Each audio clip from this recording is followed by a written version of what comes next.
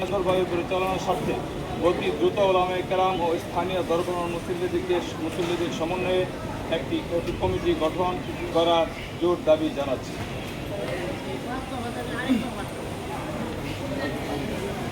উদ্ভূত পরিস্থিতিতে জামিয়া ফজলুর রহমান রহমতুল্লাহ আলাইহি বড় মসজিদ শাহী এক উস্তাদের পক্ষ থেকে 5 দফা দাবি।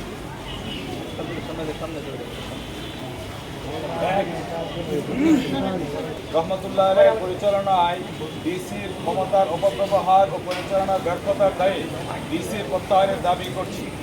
2 হাফেজ শহীদুল ইসলামকে চূড়ান্তভাবে বহিষ্কার করার দাবি করছি। 3 প্রশাসনের পক্ষ থেকে ছাত্রদের নিরাপত্তা নিশ্চিত করার দাবি করছি। 4 হাফেজ শহীদুল ইসলাম কর্তৃক উস্তাদ ও ছাত্রদের বিরুদ্ধে করা মিথ্যা মামলা প্রত্যাহারের দাবি করছি।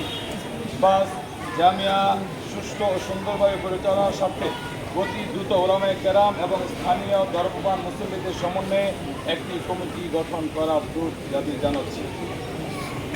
সকলকে শুকরিয়া এবং সকলকে ধন্যবাদ জ্ঞাপন করছি। সর্বশেষ আমাদের প্রতি ইনশাআল্লাহ সম্পদ ঘোষণা করছি।